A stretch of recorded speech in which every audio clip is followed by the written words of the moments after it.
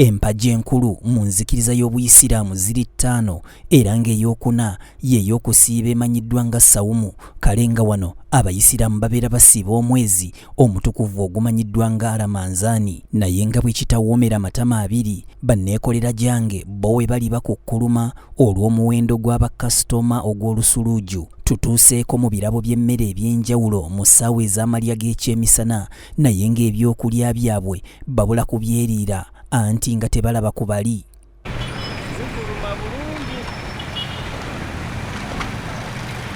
Tutandikidde ku kifo ekimanyiddwa nga Cafe at 2 ekisangibwa ku kizimbe kya Tobani Center mu Kampala, gye tusanze Babirye Robina, ono nga ye maneja w'ekifo kino wamma Gwenge Ekisiibo akiwanda lulusu. Ekisiibo Kituyisizza bulungi nnyo nga ffe abali mu department y'ebyokulya olw'ensonga nti tulina ba clients ab'enjawulo, abasiraamu n'abatali basiraamu.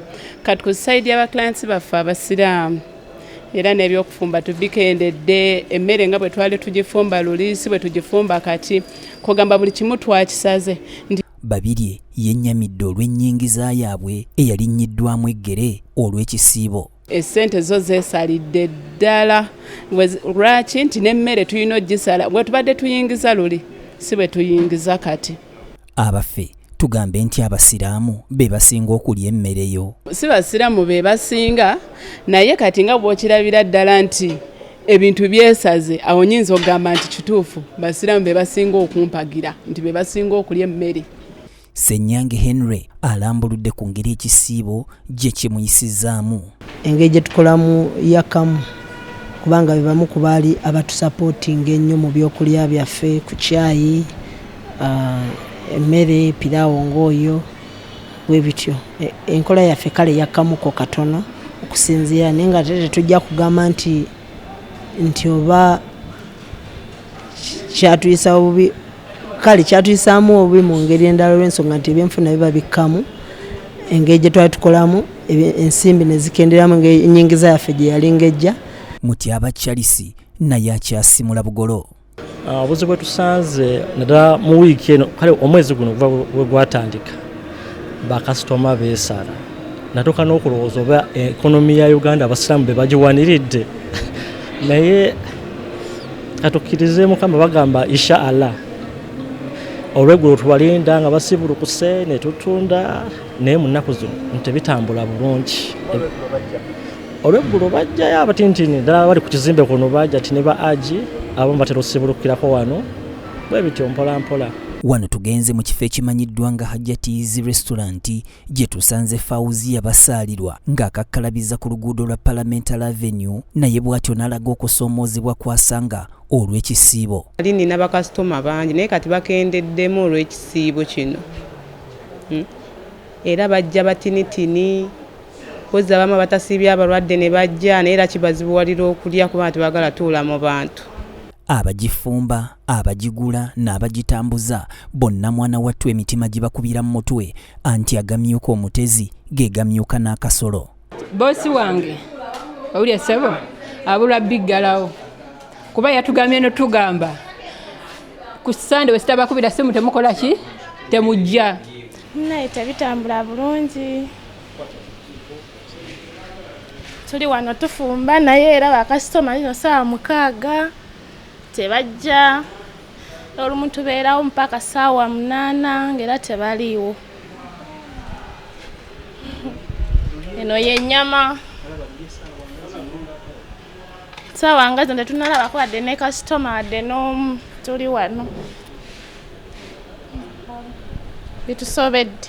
Eno emmere ogiraba saawa 8 zituuse naye sinalaba kasitoma, ate nga lulinga emmere ebeera saawa 8 nga zituuse ng'emmere eweddewo.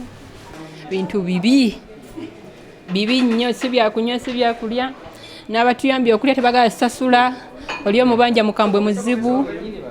Ekitegeera Mukama wange si birungi n'akatono.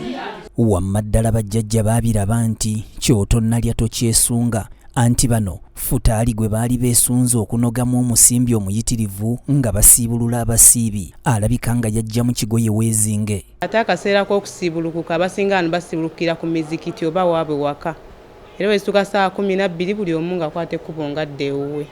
kati futali tesoboka. Abantu abamu basibulukira waabwe ekitegeera alekayo ssente ng'amanyi kagendere mu budde asibukireeyo ekitegeera kati ebyokunywa ng'ebyo obutunda babuseera ekitegeera buli kimu nga bw'okimanyi buli kimu bakiseera kati nti ne bw'osanga omusiraamu n'omugamba bannange tufumbe emmere eyo munaasibuluka agamba ekonomi togiraba ngenda kuddayo ewaka ndiyo ne famire yange ng'alabira ddala okuspendinga sente mu restaurant ey'emmere agamba kagenda agire ne famire ye.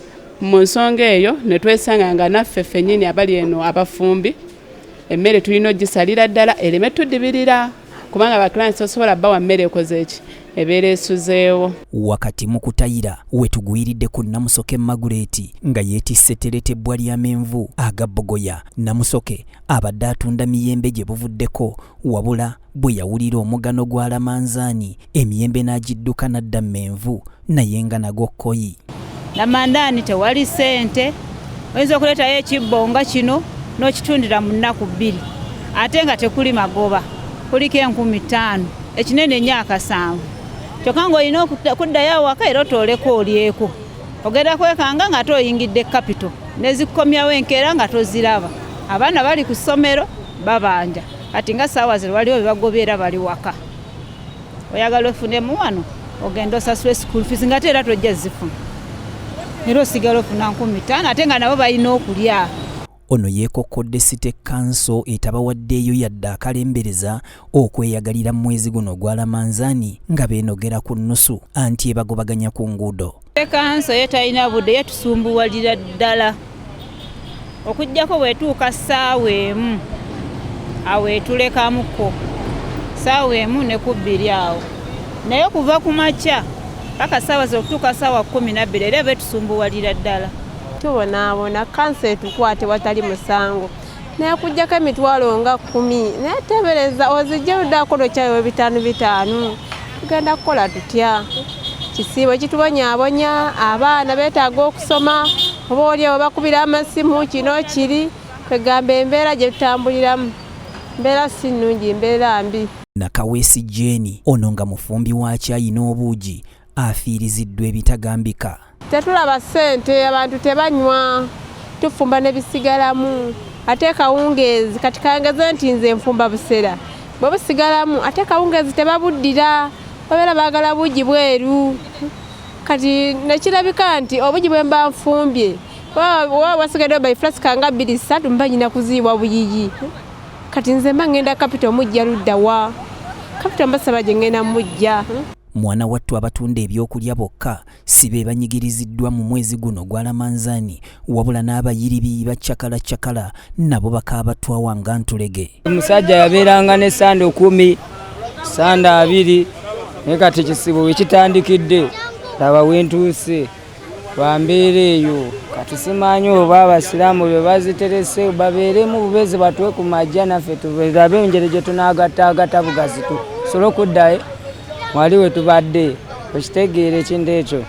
Abaffe oba omwezi gubanyigiriza lwaki temuggalawo ne mulinda ekisiibo ne kiggwa. Tetusobola kuwummula mula tusigala tukola n'ekyo ekitini ekiriwo paka ekisiibo ekinaakola ki bwe kinaggwako. Tukyawalirizaako embeera. Omwezi gwa Lamanzaani gukulungula ennaku ezibeera wakati wa 29 na 3 era nga buli muyisiraamu yenna asuubirwa okugwetabamu ng'asiiba wabula oyo omulwadde abawankizo anti takkirizibwa kusiiba so nga ate asobola okugaba oba okusiibulula abo ababeera baasiibye. Fred Chris Kisawo yakusakidde emboozi eno ku lwa BTM TV Community Report.